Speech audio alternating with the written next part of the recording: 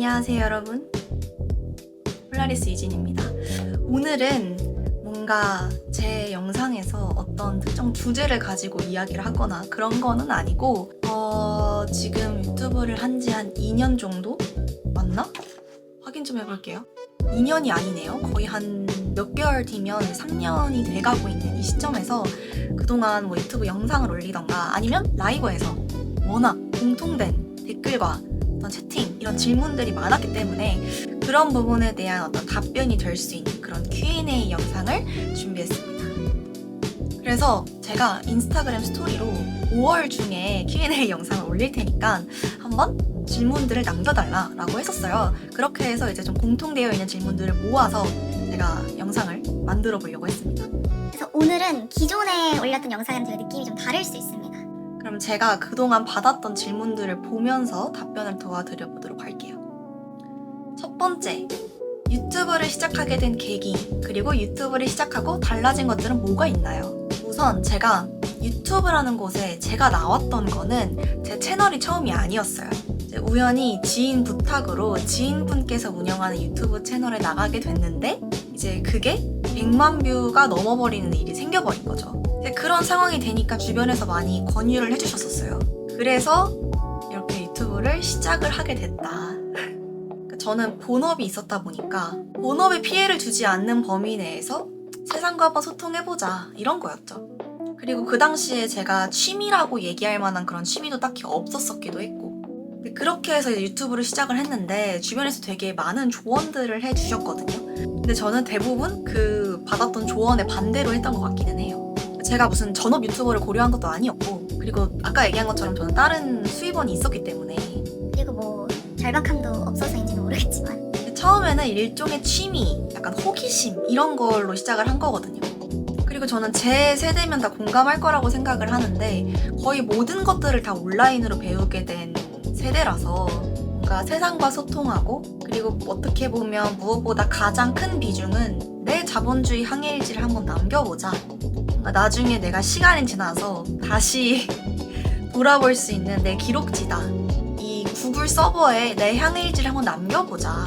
그런 목적도 좀 컸었어요. 좀 자기중심적이었죠. 좀 이기적인. 아무튼 그런 생각이 있었습니다. 근데 뭐 비트코인 얘기 이런 것도 하긴 하는데 대부분은 전 자본주의에 대해서 이야기를 하고 있다고 생각을 해요. 특히 2030 세대를 위한 뭐 많이 얘기했지만 여러분도 이제 좀 지겹겠지만 이런 거죠. 이제 과거의 방정식에선 좀 벗어나보자 이런 거죠. 그래서 제가 유튜브를 처음 시작했을 때는 그냥 21살이었거든. 21살 맞나? 20살이네. 와, 시간 너무 빠르다. 제가 유튜브를 시작할 때가 20살이었는데 그때 목표를 했었던 게 대학 가기 전까지 그냥 내가 하고 싶은 대로 해보자 그렇게 생각을 했었었고 내가 하고 싶은 얘기 그 남들이 별로 관심이 있던 없던 그냥 뭐 그렇게 해왔던 것 같아요. 그래서 이제 2026년 올해 상반기까지는 이런 추세로 계속 영상을 올릴 건데 이제 하반기부터는 제 고집을 좀 내려놓고 시류에 편승해볼 생각입니다. 저는 그렇게 생각해요. 저 자신에게도 이만하면 됐다 생각하거든요. 3년 동안 열심히 했다. 이렇게 재미없는 주제를 3년 동안 그 말도 안 되는 그런 욕을 먹어가면서 근데 제가 아까 얘기한 어떤 시류에 편승한다라는 게 무슨 뭐 흥미팔이, 뭐 자극팔이 아니면 말고 그런 거는 안 해요. 저는 그냥 어떤 채널의 대중성을 보강하는 취지다라고 봐주시면 좋을 것 같아요. 그리고 유튜브 하면서 달라진 거 뭐가 있을까요? 우선 첫 번째, 제안이 많이 들어옵니다. 뭐 예를 들어서 협업 제안, 뭐 당연히 광고 제안, 뭐 출판 제안 이런 것들. 도매국이라는 곳에서 강사 제안이 와서 지금 3년 차로 강사 활동을 하고 있고 제가 이런 쇼핑몰을 처음 시작했을 때 활용했었던 플랫폼이 도매국 도매매였는데 유튜브를 하고 나니까 그 플랫폼에서 저한테 제안이 온 거잖아요. 그런 게 진짜 신기했었고 그리고 뭐 강연에도 초대해 주시고요. 분명 내가 생각하지 못했던 기회들이 많아지고 있다. 이렇게 얘기할 수 있을 것 같아요. 그리고 두 번째는 세상에 대한 공부가 많이 됩니다. 좀 더 명쾌하게 표현하면 뭔가 유튜브는 제 스승님 같은 존재? 왜냐하면 여러분들도 제 영상을 보시면 아시겠지만 그런 영상들을 업로드를 하려면 공부도 해야 되고 그거에 대한 제 생각 정리도 해야 되고 또 다양한 정보를 수집해야 되고 특히 되게 많이 의존을 하게 되거든요. 그리고 나온 정보를 크로스 체크하고 팩트 체크하고 무엇보다는 어떤 그런 파편화된 정보를 통해서 어떤 그 향방을 그려보고 뭔가 세상을 바라보는 훈련을 하게 되더라고요. 그러니까 본질로 달아가는 훈련을 하게 되는 거죠. 그리고 이 내용을 내 항해일지에 어떻게 남겨둘까 그런 고민을 하게 됩니다. 저는 이게 가장 중요한 것 같아요. 이 고민이라는 게. 그리고 내 생각을 어떻게 사람들한테 좀 더 효과적으로 전달할까 이런 부분도 고민하고 노력하고 있지만 아직은 어떤 재미의 영역까지는 제가 도달하지 못했다. 네, 그건 죄송하고요. 좀 많이 부족하죠. 그래서 더 많은 전문가분들과 협업하려고 합니다. 네, 부족한 걸 좀 채워가보도록 할게요. 그리고 마지막 세 번째는 사람에 대한 공부도 하게 되는 것 같아요. 사람. 그러니까 뭔가 다양한 사람들을 만나게 되죠. 사람들과 소통도 하게 되고 그리고 특히 어떤 심리에 대한 공부? 어차피 우리는 사람들과 함께 살아가야 되잖아요. 내가 좋아하는 사람, 그리고 나한테 우호적인 사람들이랑만은 살아갈 수가 없는 거잖아요. 그래서 저는 시간이 허락되면 되도록이면 많은 사람들을 만나려고 했던 것 같아요. 그래서 제가 쇼츠 라이브도 아직도 하는 거고요. 뭐 소통도 하고, 뭐 조롱도 받고, 뭐 자격에 대해서 혼나기도 하고, 네 주제에 그런 소리 뭐 들을 수도 있는 거죠. 저는 얘기합니다. 아, 나는 표현의 자유 존중한다. 이렇게 얘기해요. 저는 심지어 욕해도 된다라고 얘기합니다. 그냥 평소에 조금 있었던 그런 스트레스 적당히 풀다 가시라고. 반복적인 도배만 하지 말아라. 그리고 허위 사실까지는 하지 말아달라. 전 다른 사람한테 피해를 끼치는 것까지는 가만히 못 냅두거든요. 그리고 다른 사람들을 괴롭혀가면서 이익을 보는 건 그게 어떤 심리적인 뭐 자기 만족감 아니면 분풀이라고 해도 어떻게 보면 그 활동은 다른 사람한테 피해를 주는 거잖아요. 그거는 제가 불편해서. 아무튼 정리하면 유튜버는 저한테 기회를 주고요. 세상을 그리고 사람을 공부하게 해주는 스승님 같은 존재다 라고 얘기할 수 있을 것 같아요. 자, 그리고 두 번째는 쇼핑몰 공개를 하지 않는 이유는 무엇인가요? 너무 많이 나오는 질문 중에 하나죠. 자, 우선 결론부터 얘기할게요. 바로 저는 이 업종의 종사자분이나 아니면 이 업종을 조금이라도 아시는 분들이라면 99%는 공개 안 하는 게 정상인 걸 당연히 아시겠지만 우선 핵심은 제가 플랫폼 셀러이기 때문입니다. 플랫폼은요, 사실상 완전히 기울어진 운동장이에요. 그리고 거기에다가 저는 노출이 되고 상대방은 비대면이고 거기에 불특정 다수잖아요. 플랫폼 쇼핑몰의 공개는요, 사실상 집 주소, 제 전화번호, 사업자 등록번호를 불특정 다수에 그냥 공개하는 겁니다, 제가. 저는 다 공개, 상대방은 비공개, 비대면. 뭔가 불편하죠. 그래서 저는 굳이 그런 불안감을 달고 사느니 그냥 마음 편한 길을 택하려고 합니다. 플랫폼은요, 사실상 제가 지금 6년 차, 몇 개월 뒤면 7년 차가 돼가는데 이걸 운영하면서 느끼는 게 많은 걸 경험했지만 사실 사용 후 반품도 많고요. 뭐 리뷰 협박, 게시판 폭파 협박 이런 것도 많습니다. 공개하면 이익보다 리스크가 훨씬 큽니다. 그래서 저는 제가 얘기하잖아요. 네, 플랫폼의 노예다 이런 말 제가 자주 하죠. 그리고 경쟁사에게도 노출은 부담일 뿐이에요. 그리고 제가 취급하는 상품이 일상적인 생활용품이기 때문에 공개를 해도 이익이 그렇게 크지가 않아요. 만약에 이익이 크다, 그럼 바로 공개하겠죠. 청년창업센터를 이용하는 것도 욕먹는 세상입니다. 제가 만약에 나중에 자사모를 운영한다면 모를까. 어쨌든 플랫폼에 입주한 셀러에게는 불리한 점이 많다 이렇게 얘기할 수 있을 것 같네요.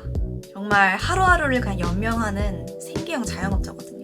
어떤 소소한 저의 어떤 본업, 이 현금 채굴을 이해해주세요, 여러분들. 생계형 자영업자입니다. 만약에 나중에 제가 좀 관심 있는 어떤 뷰티 쪽, 이런 부분에 대한 자사모를 운영하게 된다면 그때는 오픈할게요. 그때 여러분들 도와주세요. 저도 자사모를 공개하고 당당하게 어떤 홍보, 이런 요청하겠습니다. 그 다음 질문, 세 번째. 어떻게 대학을 진학하게 되셨나요? 그리고 이유는 뭔가요? 전 애초에 대학 진학도 또 하나의 목적으로 특성화고를 선택하게 된 케이스입니다. 제가 대학에 와보니까 일반 기업에 취업하신 분도 계시고 공무원분들도 계시거든요. 저처럼 자영업자분은 제가 거의 많이 못 본 것 같긴 해요. 어쨌든 어떤 전형으로 갔냐? 이제 특성화고나 마이스터고를 나오신 분들은 아시겠지만 선취업 후 진학 제도를 활용했습니다. 다들 이제 어느 정도 삶의 기반이 좀 잡히고 경력자로서의 그런 부분들이 좀 축적된? 왜냐하면 대학교를 졸업해도 뭐 이후에 취업 고민을 할 필요가 없으니까 이미 직장을 다니시고 계시는 분들이니까 그러면 그런 분들이 모여있는 곳이다 라고 생각해 주시면 좋고요. 저도 고등학생 때 이제 이 쇼핑몰을 운영하는 게 너무 힘들었었어요. 학교 생활을 하면서 자영업도 놓치고 싶지 않다라는 욕심? 그런 것 때문에 중간에 너무 힘들어서 고등학교 2학년 여름방학 때 자퇴 고민도 있었었거든요. 그리고 심지어 부모님한테까지 허락을 받았어요. 나 자퇴를 생각하고 있다. 이렇게 허락까지 받아놨었는데 이제 방학이 끝나고 개학하고 나서 학교 가서 많은 선생님들과 상담과 이런 거를 통해서 어쨌든 극복을 했고 그래도 다행히도 운이 좋게도 과 1등으로 잘 졸업을 하게 된 케이스입니다. 본질은 대부분과는 다르게 그냥 순서를 바꿨습니다. 대부분은 진학을 먼저 하고 경제활동을 경험하게 되잖아요. 그럼 저는 그걸 반대로 먼저 경험을 하고 그리고 진학을 하게 된 케이스예요. 또 이제 이런 말 하면 또 편법이네, 뭐 특혜네 이러는데 제가 뭐라고 저한테 특혜를 주겠습니까? 그런 거 아니고요. 그냥 제도예요, 여러분들. 제도일 뿐이에요. 근데 이제 순서를 바꾼 걸로 얘기를 하시면 이거는 틀린 게 아니라 그냥 다른 건데 일부 사람들은 이 다름을 좀 불편해 하시더라고요. 뭐 편견이라고까지 생각하고 싶지는 않고요. 다 이해하려고 노력합니다. 많은 훈련이 되어 있습니다. 그런데요, 여러분들. 대부분이겠지만 진학을 먼저 하신 분들도 결국은 경제활동의 경기장으로 들어오셔야 돼요. 녹록지 않을 거라고 저는 생각을 합니다. 철저히 준비해야 되지 않을까.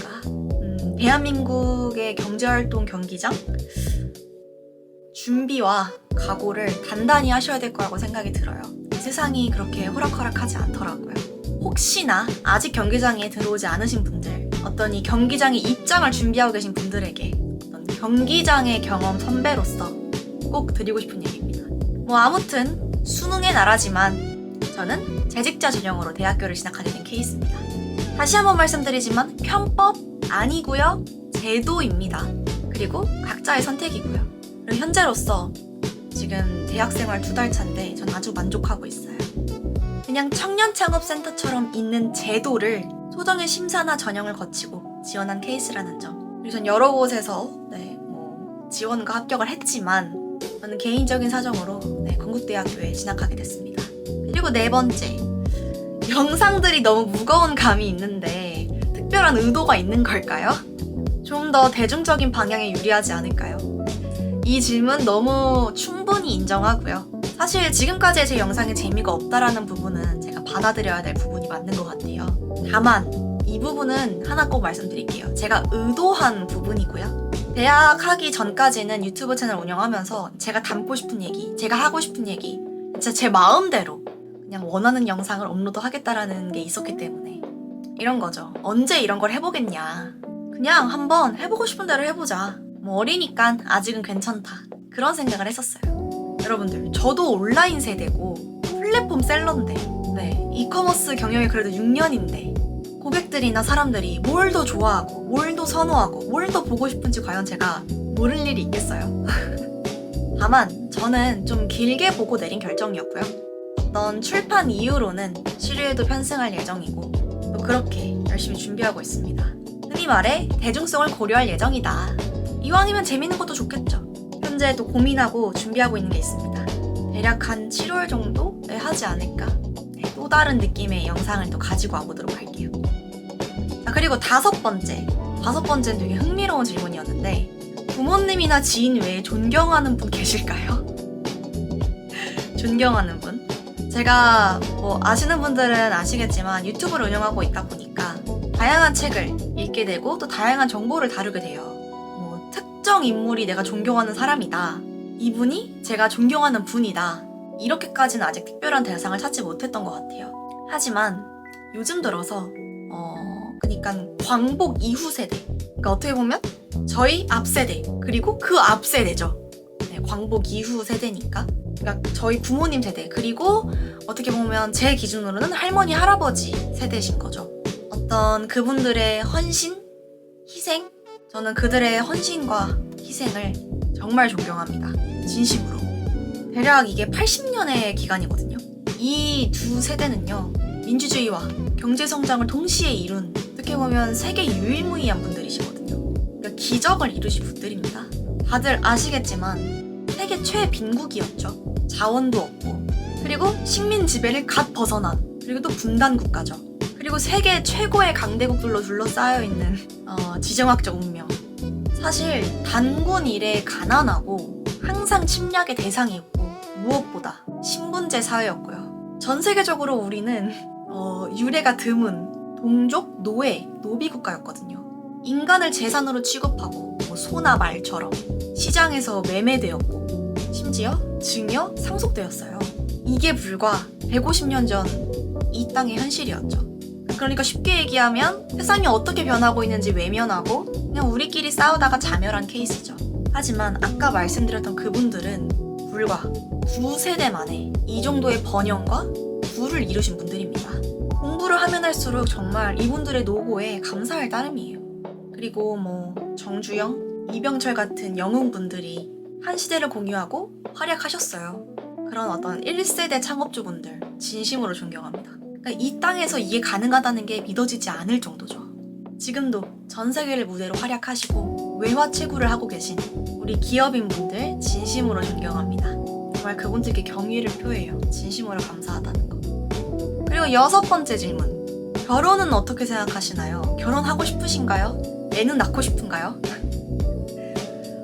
바로 말씀드리자면 저는 일찍 결혼하고 아이 2명 이상 낳는 게 목표예요. 나중에 제 애들이 이걸 볼지 모르겠지만 제가 유튜브를 하거나 이렇게 라이브를 하면 목표를 많이 여쭤봐 주시는데 그분들이 여쭤봐 주시는 목표는 어떤 금액적인 목표가 가장 많긴 한데 굳이 어떤 목표를 얘기하자면 저는 최대한 그래도 일찍 20대 때 결혼해서 건강하게 아이 낳는 게 목표라면 목표거든요. 왜냐하면 집에서 제가 외동딸이라 그래도 2명은 있어야 되지 않을까라는 생각.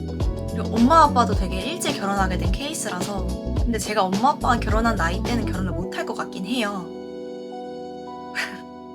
왜냐하면 엄마 아빠가 24살 때 결혼했거든요. 근데 저 1년 뒤에 24살이라서 그건 좀 어렵겠지만 그래서 올해가 두 분 은혼식입니다. 25주년. 저는 이제 엄마 아빠를 계속 보면서 자라왔기 때문에 되게 친구처럼 지내는 게 너무 보기 좋기도 하고 아직도 두 분이 40대라는 게 전 너무 좋거든요. 뭔가 되도록이면 30 넘기고 결혼을 하고 싶지는 않다. 만약에 그때 해야 된다면 어쩔 수 없겠지만 목표라는 건 만들 수 있는 거잖아요. 그래서 20대 때 결혼을 하고 싶다. 이렇게 얘기할 수 있을 것 같습니다. 네, 바램이에요. 하지만 의지를 가지고 노력을 해봐야죠. 네, 저 폴라리스 유진이잖아요. 네, 꾸준히 끝까지 노력해보도록 할게요.